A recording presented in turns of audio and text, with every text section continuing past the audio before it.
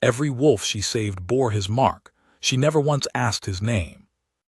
The report reached me on the third day of the Iron Moor's inspection, slipped between two supply tallies by my garrison commander, as though he were afraid to hand it to me directly. Unauthorized encampment, Ashfeld Wastes, female adult, approximate duration 12 to 14 months, no pack affiliation on record, no land claim, no correspondence with the garrison, wolves present, origin unknown. I read it twice. Then I set it on the table and looked out at the gray sweep of the Ashfeld through the garrison's narrow window, that scorched, ash-colored nothing that had been the northern border of Valethorn before the daring wars had salted the earth and driven every settlement south. No one lived in the Ashfeld Wastes. It had been uninhabitable for the better part of 2 decades. The soil grew nothing. The rivers ran gray. The ruins of the old border villages stood in their rows like broken teeth, and the wind came off them with a sound that made even my war wolves uneasy. No one lived there. And yet, how long has this report been sitting in the garrison stack? I asked. Commander Holt cleared his throat. Approximately 6 weeks, my king. I put the report down. Saddle the war party, we ride at first light. He did not ask why I was going myself. He had served me long enough to know that when something in the north did not fit the pattern, I wanted to see it with my own eyes. I had been king of Valethorn for 11 years. I had fought 3 border wars and 2 internal succession crises, and I had governed a kingdom that stretched from the temperate Midlands to this scorched, forgotten edge of the world. I was not a man who frightened easily, and I was not a man who found himself surprised often. But I had learned in 11 years that the things in the north that did not fit the pattern were usually the things that mattered most. We rode out of the Iron Moor's garrison before the light was fully up, 12 of us, myself, 4 of my senior war wolves, and 7 mounted soldiers. The war wolves ran ahead in the gray pre-dawn, their breath coming in short plumes, their gold-ringed eyes scanning the ash flats. They were called war wolves because that was what they were, pack animals bred over generations for combat, loyal only to the alpha bloodline, trained to respond to no command but mine. They did not acknowledge outsiders. They did not warm to strangers. In the 17 years since I had bonded the first pair of them, not one of my war wolves had ever willingly approached someone outside the royal line. I remember thinking about this as we crossed into the Ashfeld proper, the garrison walls shrinking behind us and the landscape going flat and gray in every direction.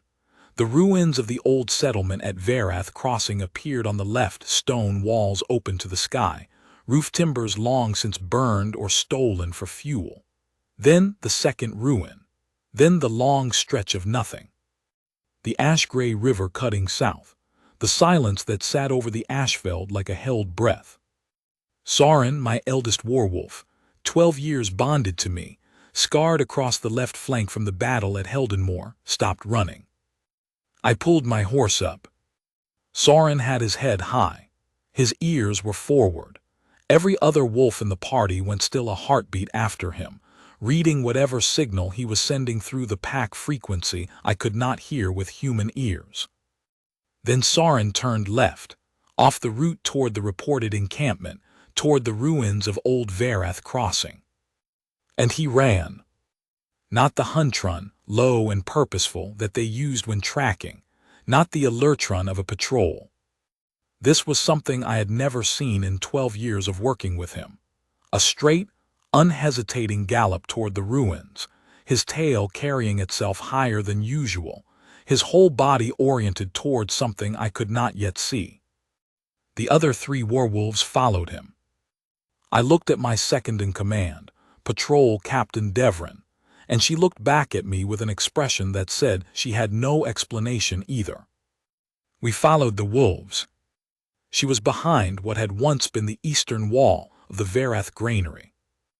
I saw the fire first, banked low, a careful fire, the kind built by someone who knew how to manage warmth in an open ruin without letting the light carry too far. Then the lean-to, constructed against the intact section of the old stone wall, using salvaged roof timber and what looked like carefully preserved oilcloth. A small cache of supplies, organized with a precision that surprised me: dried provisions, wrapped medicinals, a set of splinting rods bundled together with cord, a water collection system rigged from salvaged metal, feeding into a sealed clay vessel.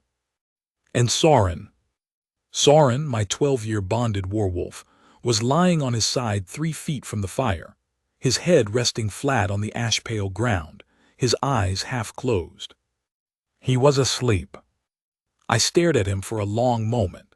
In 12 years, Soren had never voluntarily lain down in the presence of a stranger. I had seen him hold a battle line for 6 hours without flagging and track a fleeing enemy through 3 miles of forest in a blizzard. I had never, in 12 years, seen him choose to rest in the presence of anyone who was not me or one of my bonded soldiers. The other 3 wolves were settling beside him as I watched, not asleep, but at ease, their postures entirely without tension, their heads down. The woman was kneeling a few feet away, her back to us, doing something with a length of clean bandage. She was working methodically, and she had not turned around, but I knew she was aware of us. Her shoulders had shifted almost imperceptibly when the horse's hooves had crunched on the ash rubble at the entrance to the granary space. She had registered us, and then returned to her task without pausing. I dismounted. Devrin caught my arm. "My king." "Stay here," I said quietly, "all of you." I walked forward alone. The woman finished what she was doing, wrapping the bandage around something I couldn't see yet, her hands moving with the sure, practiced economy of someone who had done this 1,000 times. And then she sat back on her heels and finally turned to look at me. She was younger than I had expected, though her eyes were not young eyes. They held the particular quality of watchfulness that comes not from age, but from having survived a long time in a place that required it. Her face was wind-browned, and there was a fading scar along her jaw that had not been tended to by anyone with training. Her hair was pulled back and secured with a strip of leather. She wore a heavy patched coat over what looked like layered rough wool, and her hands, even now that she had stopped working, did not quite relax. They rested on her thighs with a readiness in them that I recognized, because I had spent 11 years cultivating the same quality in my soldiers. She looked at me with no particular expression. "You're the king," she said. It was not a question. "I am," I said. "The wolves came ahead of you." She looked at Soren briefly, then back at me. "He's been here before, the old one." I looked at Soren. Soren, apparently, had been visiting this woman's camp. My 12-year bonded werewolf, the most guarded animal I had ever known, had apparently been making independent social calls to an unauthorized encampment in the Ashfeld wastes. "How long?" I said. "He first came about 8 months ago. He was carrying a wound in the left shoulder, a deep one from something serrated. It had been dressed, but not well, and it had festered." She paused. "I cleaned it and redressed it. He came back the next day. He's been coming regularly since then." 8 months. 8 months. Soren had been visiting this woman, and my garrison had noted the encampment only 6 weeks ago, and had sat on the report for another 6 weeks after that. I was going to have a sustained conversation with Commander Holt when I returned. "You're the healer," I said. "I don't call myself that." "What do you call yourself?" "Myra," she said. "That's my name. I don't have a title." "Where are you from?" A brief pause. Not evasive, more like the pause of someone who has to think about how to answer a question that used to have a simple answer and no longer does.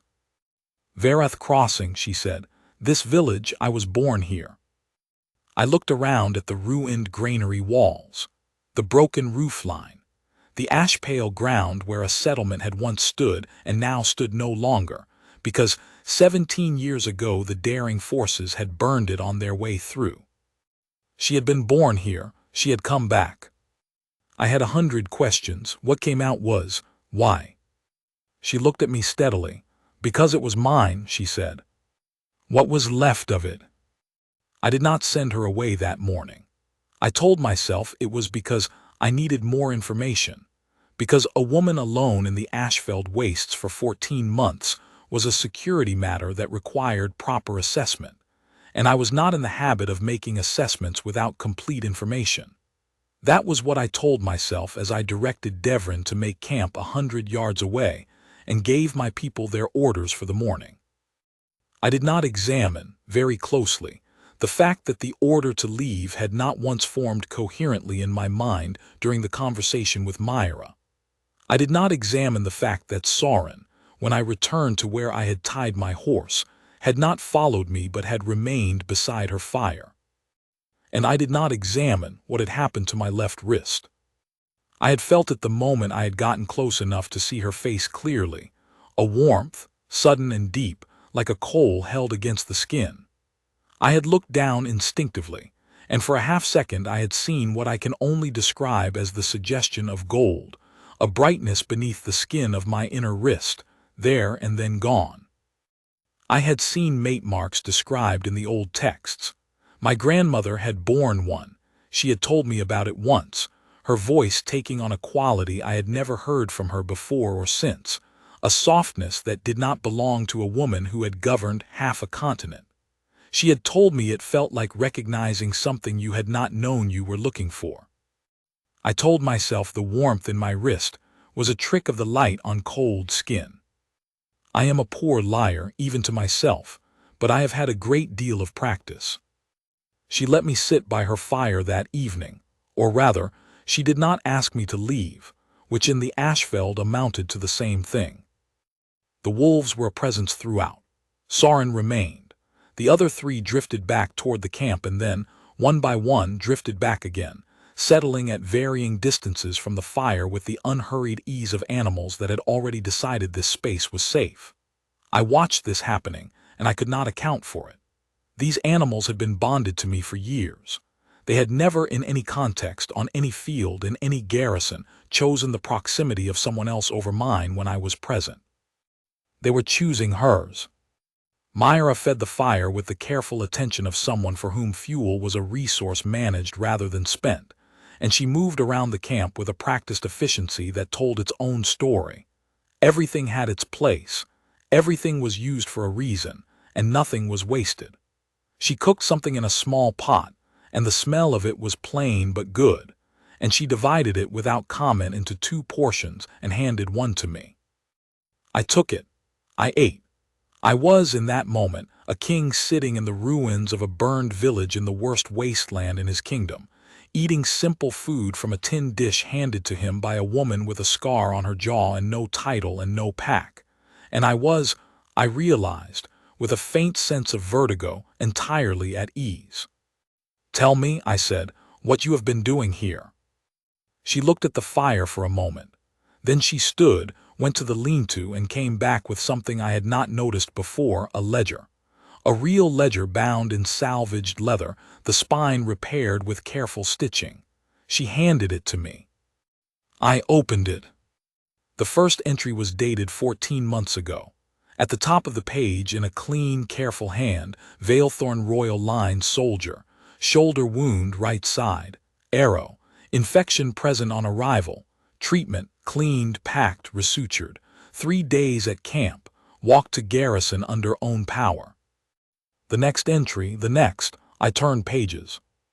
47 entries, 47 soldiers, each described by wound type, treatment, duration of care, and outcome.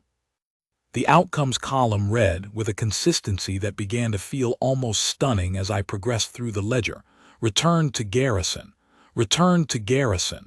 walking, sent south, carried to the river road, flagged garrison patrol, returned to garrison. 47 soldiers, every one of them alive. I turned to the last page. The final entry was dated 11 days ago. At the bottom of the ledger below the last entry, in slightly different ink, added later, I thought, or at a different time, was a column I had not noticed. I had to angle the page toward the fire to read it. It was a list of wolf designations. Not names, my werewolves didn't have names in the garrison records, only alphanumeric designations assigned at bonding. She had recorded these designations and beside each one treatment notes: W7, deep shoulder laceration infected, clean, dressed, monitored 4 days, healing well. W3, paw injury, foreign object removed, 2 days at camp. W11, severely underweight, exhausted, fur matted, fed, rested, rewarmed, 5 days. 12 wolf designations, all treated, all outcomes healthy, released. I looked up from the ledger. Myra was watching me, her expression unreadable. 47 soldiers, I said. Yes. And 12 of my wolves. Yes. You found them in the Ashveld. They come to the Ashveld when they're wounded, she said. I don't know why, maybe because it's empty, somewhere to be hurt without being seen. A brief pause. The soldiers do the same thing, actually. They don't always make it to the garrison. Sometimes they stop here instead. I thought about this, about my soldiers, wounded, choosing to stop in the ruins of a burned village rather than reach the garrison. About my wolves, injured, coming to the same place. About this woman, alone in the worst corner of my kingdom for 14 months, taking them in and keeping her records and sending them back. Why didn't you report to the garrison? I asked. I did, twice in the first 2 months. The garrison didn't respond either time. A pause that held no particular accusation in it, just fact. After that, I stopped trying and just got on with it. I would be having a very long conversation with Commander Holt. Why didn't you leave? I asked. This place is, I gestured at the ruins around us. It's not habitable. It was my village, she said again, the same flat simplicity she had used before. And the soldiers kept coming, and the wolves kept coming. I couldn't leave while there were still people coming. I closed the ledger. I held it for a moment, feeling the weight of it, the weight of 14 months in there, in this woman's careful handwriting. How were you living? I asked. Carefully, she said. There was something in her voice when she said it that was not quite humor but was adjacent to it, something dry and unsentimental. I had the garrison stores that came through on the abandoned supply route. Soldiers left things behind when they were in a hurry to push north, and no one came to collect them. I supplemented with what the Ashveld has, which is not much. I traded with a caravan that comes through from the eastern ridge every few months. She paused. The wolves brought me things sometimes. The wolves brought you things. Food mostly. Game. Soren brought me a fur cloak 2 winters ago. I don't know where he got it, but it was well made. I looked at Soren. Soren was asleep. He looked in the firelight like a very large dog that had absolutely no awareness of having done anything remarkable. The warmth in my wrist had not gone away. I had stopped pretending it was a trick of the light. I should explain something about mate marks, because it matters for what came next. They are not universal, not every alpha bonds in this way, and the mate mark has been absent from the Valethorn royal line for 3 generations. My grandmother bore one. My father did not. I had never expected to, and I had stopped years ago quietly, in a way I had not admitted to anyone expecting anything in that direction. A king makes alliances. A king takes counsel on succession. A king does not, after 11 years of governing a fractious kingdom, sit up at night hoping for something as fundamental and as impossible to plan for as a destined mate. The mark appears on the wrist, the inner wrist, just below the pulse point, and it appears gold. In my grandmother's account, it appeared on both parties simultaneously, at the moment of mutual recognition. It does not negotiate. It does not ask permission. It is the oldest kind of knowing, not decided, not chosen, simply true. I had felt the warmth from the moment I had seen Myra's face. I had not shown her my wrist. I did not know, sitting by her fire that evening, whether she had felt anything. She gave nothing away, her expression remained that same calm watchfulness, and she did not look at her wrist. But then, I had learned in 3 hours of conversation that Myra did not tend to give things away. She answered questions directly and precisely, and offered nothing she had not been asked for. I did not think this was evasion. I thought it was the habit of someone who had spent 14 months alone in a place where everything she had was what she had arranged for herself, and where nothing could be assumed or depended on. I thought about asking her directly. I am not a man who struggles with directness, but something made me wait, not hesitation, exactly, more like the sense that there was a right time for it and this was not it. That this evening in the firelight, with the ledger still in my hands and the wolves asleep at her feet, belonged to something else first. Tell me about the village, I said, Verath Crossing, what it was like before. She looked at the fire for a long moment. Then she told me. She had been 7 years old when the daring forces came through. Her parents had gotten her out, pushed her into the root cellar under the granary floor, the one that had been used for storing winter provisions, and covered the trapdoor, and told her to be quiet and not come out until she heard the cart bells of the Valethorn resupply convoy. She had stayed in that cellar for 3 days. She was matter-of-fact about it, not cold, not without feeling, but with the distance of someone who has examined a thing from every angle over many years and found a way to carry it. She told me about the 3 days in the cellar the way she might tell me about weather, with an honest precision that I found, somehow, more difficult to hear than grief would have been. Her parents had not survived. She had been taken south by a fleeing family from the next village, raised in a series of settlement households that had not been cruel but had not been hers either. She had learned medicine from an elderly pack healer in a southern town who had taken her on as an apprentice for 3 years. She had worked in 2 garrison infirmaries after that, saving money and learning, always knowing. She said this simply, without drama, that she was going to come back. Why come back here? I asked. The Ashfeld is. I know what the Ashfeld is, she said. I was born in it. Your village is gone. The stones aren't gone, she said. The ground isn't gone. My parents are buried here somewhere. I found the grave markers in the 3rd month. The granary wall is still standing. The root cellar is still under the floor. I'm sleeping in it when it's cold enough. A pause. It's mine, what it is now and what it was. I'm not leaving it to stay ruined. I thought about what it meant to come back to a burned village and a gray wasteland and claim it anyway. To find the grave markers and keep the records and tend the wounded and call it yours. There was a stubbornness to it that I recognized, not the belligerent kind, but the deep kind, the kind that comes from somewhere that cannot be argued with. The fire settled. One of the younger werewolves shifted in its sleep, twitched, resettled. The settlement at Verath Crossing was destroyed by a war that my father's administration failed to prevent, I said. I said it without preamble, because it was the truth, and she had not asked me to dress things carefully. The daring forces reached the northern border villages because our garrison lines were badly positioned, and my father knew it and did not correct it in time.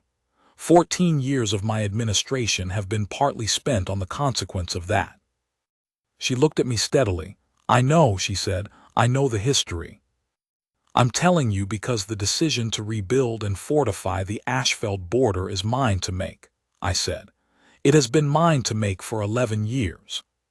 The reason it hasn't been made is that the assessment has always been that the Ashfeld is non-viable as a settlement zone. The environmental damage is too extensive, the cost too high, the strategic value insufficient. And now, she said, and now I am sitting in what you've made of a burned granary and eating a perfectly adequate dinner, I said. And I am looking at a ledger that represents 47 of my soldiers alive who would otherwise have died in the ash flats, and I am reconsidering the assessment. A long pause. What's your administrative title? She asked. I beg your pardon. Your administrative title, not the king part, I know that part. Your specific governing function here in the north. I stared at her. I'm the king. I don't have an administrative subtitle. I govern everything. That seems inefficient, she said. I had not been spoken to like that in 11 years of kingship. I was not, I discovered, in the space of a second, in the least bit offended. The wrist would not be ignored by morning. I had slept briefly, unexpectedly, sitting against the granary wall with my coat pulled up and the fire banked low, and when I woke in the gray pre-dawn, Myra was already up, moving around the camp with her customary quiet efficiency, and Soren was watching her from where he lay. When she passed close to me to tend the fire, I felt the warmth in my wrist flare, a definite, unmistakable pulse of heat that coincided exactly with her proximity. I looked down. Gold.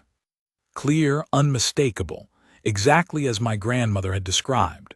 A warm brightness tracing the shape of a mark just below the pulse point on my inner wrist, visible for a full 3 seconds before it settled into a steady, low warmth. I had been a king for 11 years. I had governed famines and wars and 3 attempts on my life and an economic collapse in the eastern lowlands. I had made decisions that had cost people their lives and other decisions that had saved lives, and I had carried the weight of all of it. I was not a man who panicked. But sitting against a ruined wall in the Ashfeld wastes, with a mate mark burning gold on my wrist, watching a woman I had met 12 hours ago calmly stoke a fire, I will admit that something in the region of my chest was doing something I did not have a precise word for. Myra looked up and saw me looking at my wrist. A pause. She straightened. She set the fire poker down with a careful deliberateness that told me she was doing something with her hands to give herself a moment. Then she held out her left hand, palm down, and turned it over. The mark on her wrist was the same as mine. We looked at each other for a long moment across the low-burning fire, in the gray light of the Ashfeld dawn, with my 4 werewolves asleep around us, and the ruins of her village in every direction. I felt it yesterday, she said, when you walked in. So did I said. Another pause. I didn't say anything, she said, because I needed to think. About what? She looked at the mark on her wrist, then back at me with an expression that was, for the first time, something other than carefully measured. Whether it changed anything, she said. Does it? Not for me, she said. I was going to do what I was doing regardless. I'm going to keep doing it. A pause. Does it change anything for you? I thought about this, actually thought about it, not the political calculus of it, not the administrative implications, not the council's reaction, but what I actually thought, sitting here in this burned village in the gray morning. It clarifies things, I said. She looked at me. I came here to assess an unauthorized encampment and most likely send you to the garrison for processing, I said. That is no longer what I am doing. What are you doing? She asked. I'm not certain yet, I said honestly, but I know it's something else. She nodded once, a short, precise nod, accepting this. Then she picked up the fire poker and went back to tending the fire. I sent Devrin back to the garrison with 3 of the soldiers, and a set of orders I dictated while standing in the ash flats with Myra's ledger in my hand. I kept 4 soldiers and 2 of the war wolves. I spent 3 more days in the Ashfeld. I have run campaigns that required less planning than those 3 days. Myra showed me the full scope of what she had built, not from pride, but because I asked and she had no reason to hide it. The root cellar beneath the granary floor, sealed and dry, where she slept and kept her reserves. The water collection system, which was more sophisticated than I had initially realized. She had spent the first 4 months of her return engineering it from salvaged materials. The medicinal supply stores she had built through careful trading, supplemented by the limited botanical resources the Ashfeld offered and the more varied ones she sourced from the caravan. The 3 secondary caches she had established at different points across the eastern Ashfeld, so that she could reach a wounded soldier without bringing them all the way to the main camp. 3 secondary caches. She had set up a supply network. In the Ashfeld wastes, alone. You should have had resources, I said on the second day. We were walking the ash flat between the main camp and the easternmost cache, Soren pacing easily beside her. You should have had materials and people and garrison support. Yes, she agreed, but I didn't, so I used what I had. I know, that's not, I stopped, tried again. I'm saying that what you did here should not have needed to be done the way you did it. The fault is in my administration, not in your capacity. She considered this for a moment. Are you apologizing? She asked. I'm acknowledging a structural failure. Is that different? In governance, significantly. A pause, in human terms. Perhaps less so. She almost smiled. I had been watching for it since the first evening, that almost smile, a very small movement at the corner of her mouth that vanished quickly, as though she had learned to keep it contained. I had begun to find it disproportionately interesting. The warmth in my wrist was constant now, present but not uncomfortable, a steady low heat that varied in intensity based on how close she was. I had stopped pretending not to notice it. She had stopped pretending not to notice me noticing. We had not in 3 days spoken again about the marks or what they meant. We were both, I thought, people who needed time to think, who preferred to arrive at things through their own process rather than through declaration. This suited us both. And there was, in the meantime, a great deal of practical ground to cover. The Ashfeld can be settled again, I said on the third morning.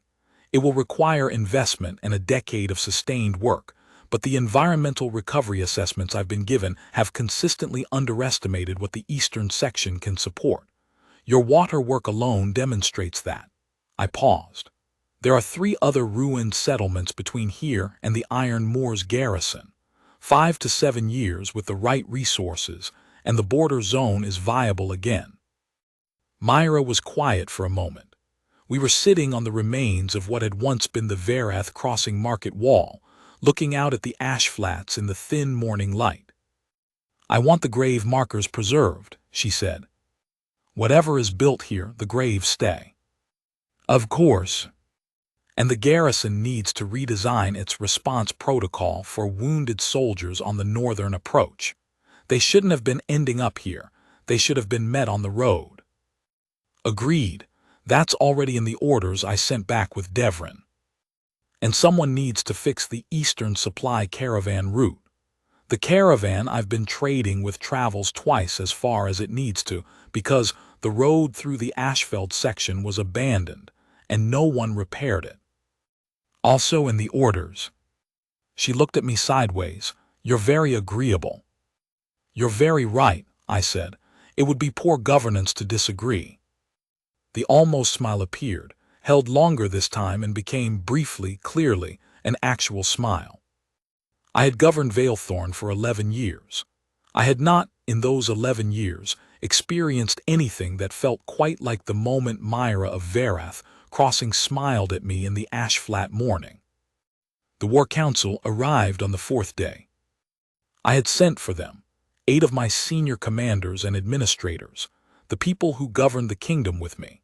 They arrived from the Iron Moors garrison in a column that raised a thin plume of ash dust across the flat, and they came into the ruins of Verath, crossing with the expressions of people who were trying very hard not to look, as though they found their situation undignified. I had set up a council space in the old granary, the standing wall, the lintel reinforced with additional materials Devrin had brought from the garrison, a rough table constructed from salvaged timber. It was not the council chamber at Valethorn, but it was functional, and I had found over 3 days that functional was exactly the right word for what the Ashfeld required. They filed in and took their places and looked at me, and then at Myra, who was standing at the edge of the space with the same watchful calm she applied to everything, and their expressions varied between curiosity and carefully suppressed confusion. You've all received my preliminary orders, I said. Today we'll be formalizing the reassessment of the Northern Border Strategy and the Ashfeld Settlement Project. I paused. Before we begin, I want you to see something. I placed Myra's ledger on the table. This is a record of 47 Valethorn soldiers treated and returned to service over the past 14 months, I said. Every soldier who died in the Ashfeld in the 4 years before that record begins died because there was no medical resource between the Iron Moors garrison and the Northern Front. Every soldier in this ledger survived because there was. I looked at them. Our administration did not put that resource there. One woman did. Silence around the table. Commander Holt, I said. He straightened. My king. The reports from this encampment sat in your garrison stack for 6 weeks. The prior communications from this encampment, 2 of them, 14 months ago, received no response. I want those communication failures formally investigated, and I want a new protocol in place before I leave the Ashfeld. Yes, my king. I looked at the rest of them. The Ashfeld settlement assessment I commissioned 8 years ago was wrong.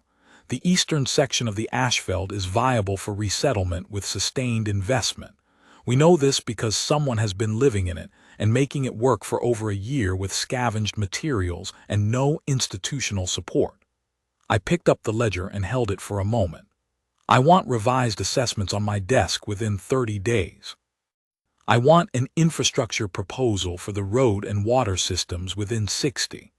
I want the first formal settlement plan for Varath Crossing by the end of the year. The council began to respond, the usual back and forth of resource questions and timeline concerns and jurisdictional complications, and I let it run for a while, answering what needed to be answered, redirecting what needed to be redirected. This was the ordinary work of governance, and I had been doing it for 11 years. Then I held up a hand, and the table went quiet. There is one more thing, I said. Varath Crossing is to be formally recognized as an inhabited settlement, effective today. That recognition carries standard administrative protections, garrison support, supply access, legal standing in the Northern land records. I paused. Its current resident is Myra of Varath Crossing, who has been the de facto administrator of this settlement and the primary medical resource for the Northern Ashfeld for 14 months. Her work on behalf of Valethorn's soldiers and pack animals constitutes a service record that most of the people in this room would be challenged to match. Complete silence. I walked to where Myra was standing. She watched me come, that same direct, level gaze, giving nothing away that she hadn't chosen to give. She did not step back. She did not drop her eyes.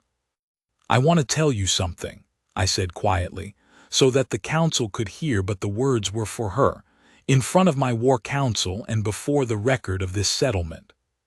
She waited. You came back to a place that had been taken from you, I said, and you made something of it, and you kept records, and you brought 47 of my soldiers back from the edge of death, and you did all of it without asking anything of anyone or expecting anything in return. My kingdom has been in your debt for 14 months and didn't know it. I paused. I intend to correct that. You don't owe me anything, she said. I did it because it needed doing. That is precisely why it deserves acknowledgement, I said. I turned back to the council. Myra of Varath Crossing will hold formal appointment as the Chief Medical Officer of the Ashfeld Northern Zone, with a garrison rank equivalent and full resource access through the Iron Moors Command. This is effective immediately. I want it in the formal record. I heard the scratching of the secretary's pen. Then I turned back to Myra, and I held out my left wrist, the inner wrist, where the gold mark was fully visible in the morning light, steady and warm. She looked at it, then she looked up at me. I've been thinking, she said, for 3 days about what it means. So have I said. I'm not leaving Varath Crossing, she said. Whatever else happens, I'm not leaving this place. I know, I said. I'm not asking you to. I'm also not, she stopped, started again. I don't need to be anything.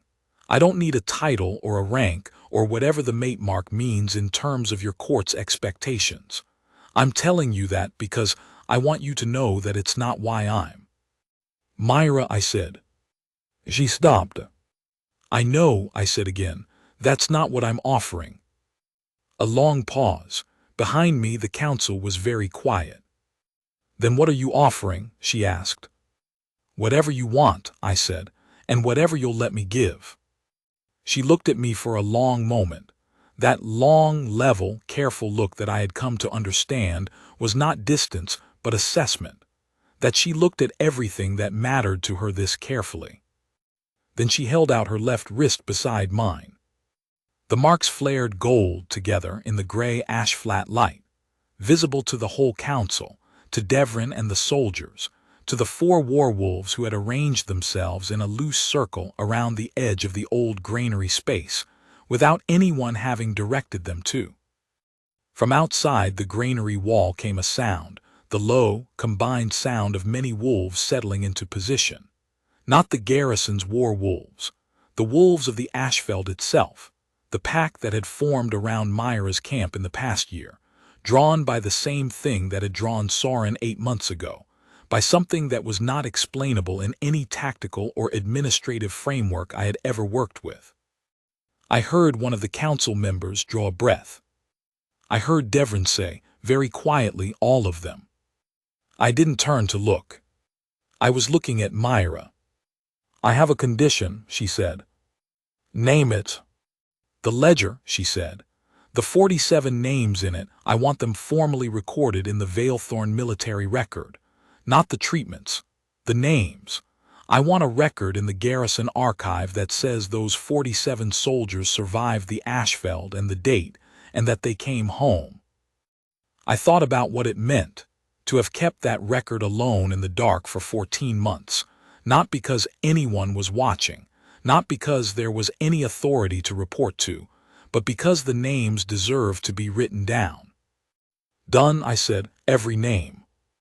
She nodded, that same short, precise nod, accepting, not relieved because she had expected it. She had simply needed to say it. The warmth between our wrists was gold and steady. We did not go back to Valethorn that day or the next.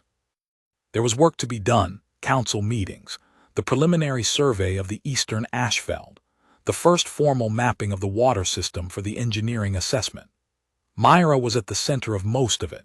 She knew the terrain better than anyone, and she moved through the council's questions with the same brisk precision she applied to everything, correcting their assumptions about the soil recovery rate and the road alignment with the confidence of someone who had spent a year observing both.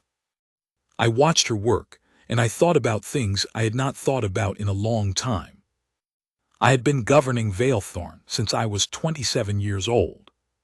I had been doing it alone, with a council, with administrators, with 2,000 soldiers and a pack of war wolves and an economic bureaucracy and a foreign affairs apparatus, but alone in the way that matters.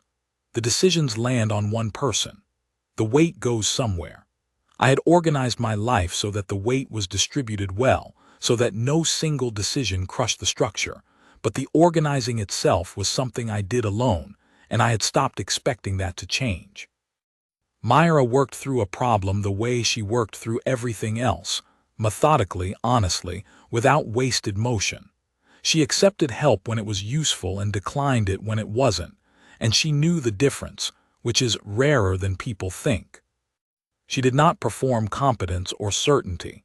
She simply was both, and when she didn't know something she said so and found out.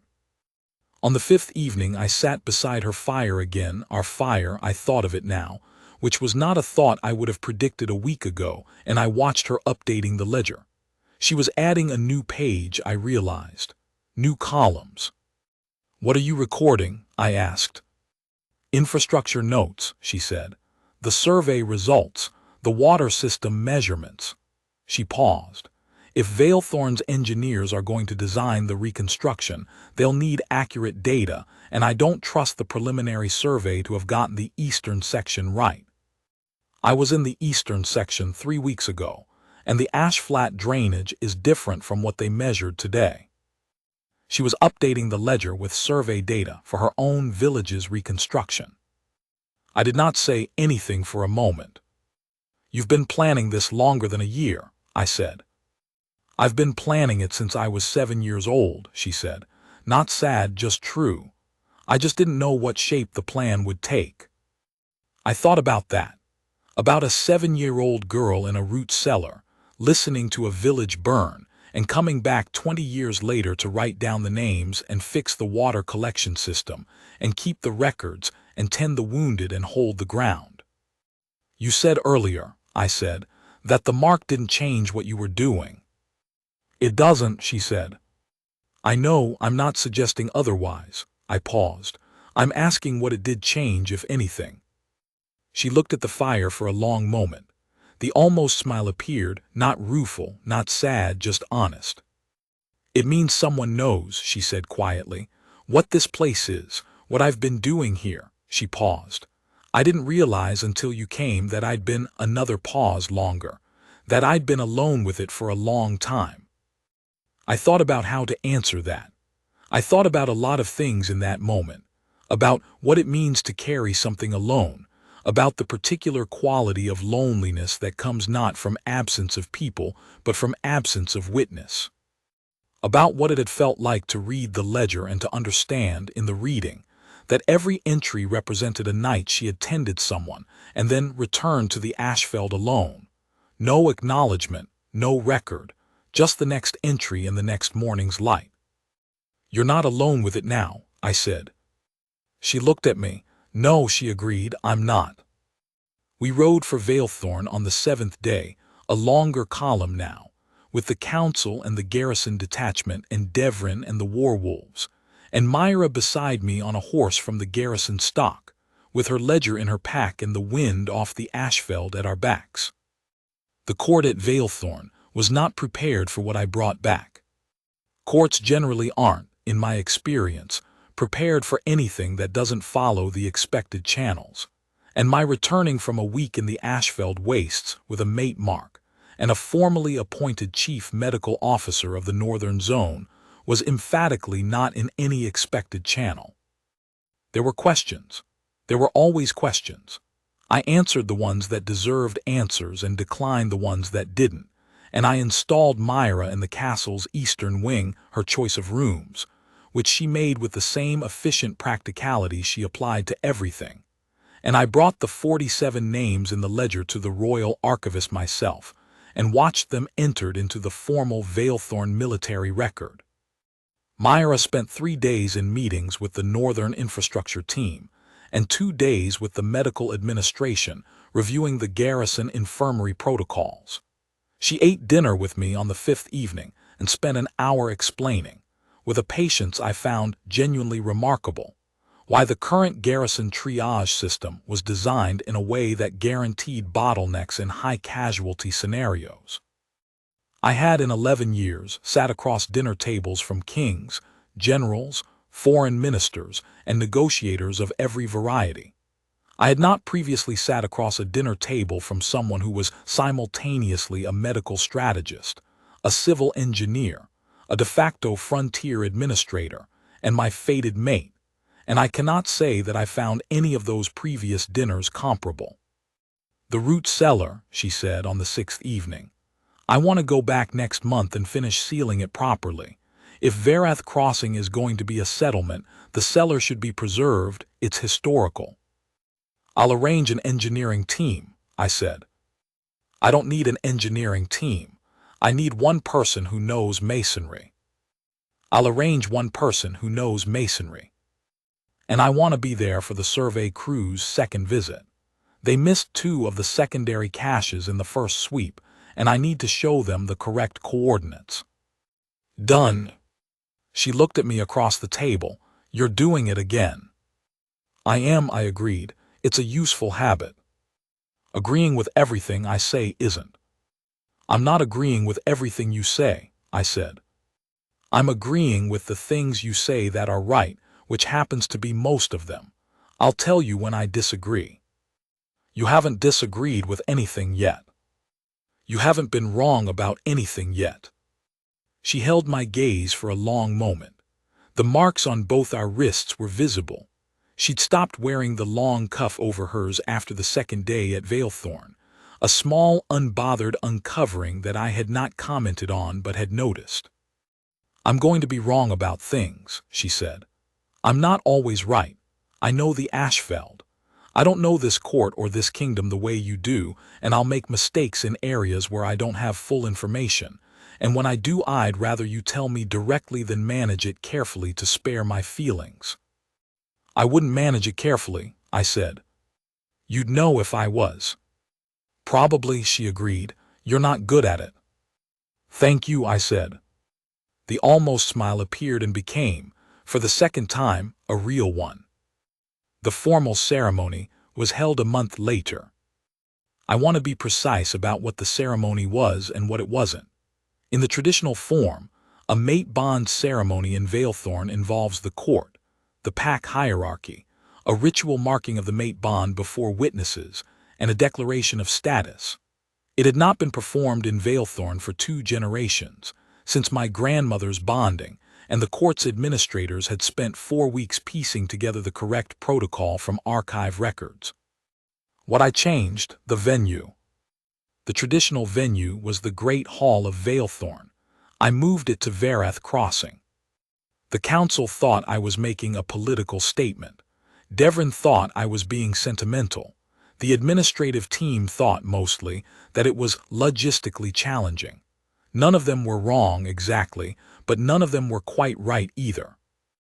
I moved it to Varath Crossing because Myra's settlement was the right setting, because the ceremony belonged to the place where the story had happened, not to a hall that had never seen any of it, because the wolves that formed the witness circle had earned that witness by being the one she had healed, because the granary wall was still standing, and the marks had appeared in its shadow, and the ledger had been read there by firelight.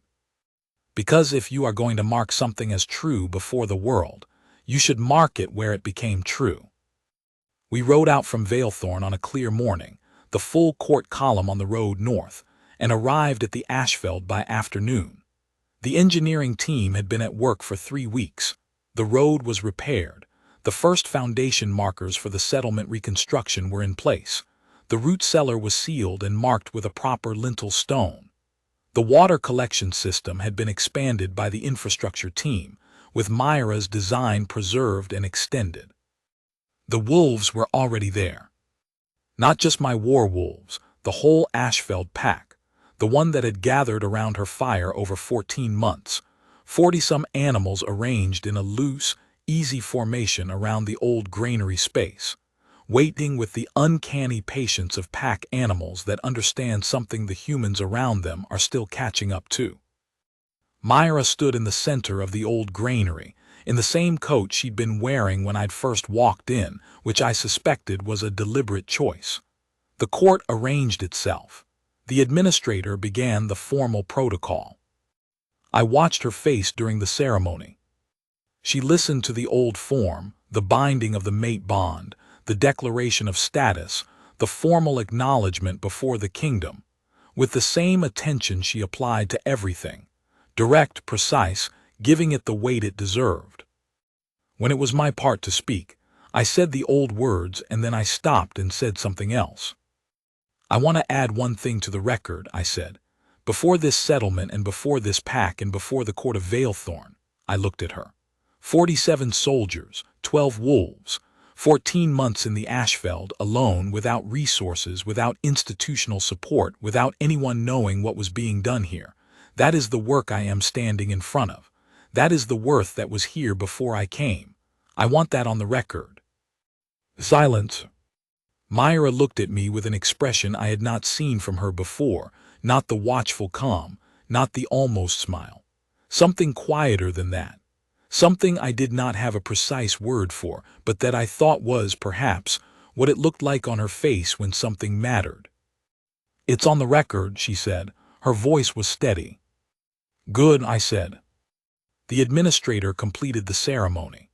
The wolves moved, not dramatically, not in a rush, but steadily, the whole Ashfeld pack drawing in closer around the granary space, settling, filling in the circle until they formed a ring around us that was visible from every angle. I had governed Valethorn for 11 years. I had fought 3 border wars. I had sat at the head of the most powerful administrative apparatus in the Northern Territories and made decisions that had shaped the lives of hundreds of thousands of people. I do not think I had ever stood anywhere that felt as much like the right place, at the right time, as that burned granary in the Ashfeld wastes, with the wolf circle complete around us, and the marks gold on both our wrists and the ledger's 47 names officially in the archive, and Myra beside me, looking at the place she had come back to and made hers again. The settlement at Varath Crossing was formally re-established 8 months later. It was small, 40 families in the first wave, mostly from the displaced communities of the Northern Territories, people who had been waiting for the land to come back. They came in the spring, when the first of the soil recovery work was showing results, and they built on the foundations that had been marked and the road that had been repaired, and they found the grave markers preserved exactly as Myra had requested, with a stone enclosure around them and a marker that gave the settlement's history in clean, plain language. The garrison infirmary protocol was redesigned and was not redesigned again for 20 years, because it was correct the first time. The caravan road through the Ashfeld was repaired, and the caravan added Varath Crossing to its eastern route, and the traders who came through in the first autumn left with what I am told was an enduring and entirely accurate impression of the settlement's administrator. Soren lived another 4 years and died in the spring, in his usual place beside Myra's fire. She buried him at the edge of the old granary space, where the eastern wall met the ground, and planted something there, a low, ash-tolerant shrub that I had not previously known existed, from a seed stock she had been cultivating for 2 years. It flowered the following summer in a pale yellow that looked entirely wrong for the Ashfeld and entirely right in that exact spot. I have governed Valethorn now for 19 years. I govern it differently than I did before, not because the methods changed exactly, but because I have someone who will tell me, directly and without ceremony, when my methods are wrong. This is rarer than any king's council will admit. It is the thing I value most. The ledger is in the Valethorn archive, next to the military records where the 47 names are entered. Myra added to it for 3 more years before the Ashfeld settlement was established enough that the recording passed to the garrison's own medical staff. The last entry she made is dated the same week as the settlement's formal establishment, and it reads simply, Valethorn Northern Border, operational, fully staffed, handover complete. That is who she is. That is who she was before I arrived, and who she was when I arrived, and who she remained unchanged in every way that mattered and every way that did not. I rode into the Ashfeld wastes to send her away, and I came home with 47 names in the archive and a mate bond and a settlement project and the first correction of my father's great failure. And what I came home with that mattered most, I cannot put in any archive, only in the ordinary record of evenings by the fire, and the ledger updated, and the wolves at the door, and the mark on my wrist warm and steady in the light. That too is the right word for it, home.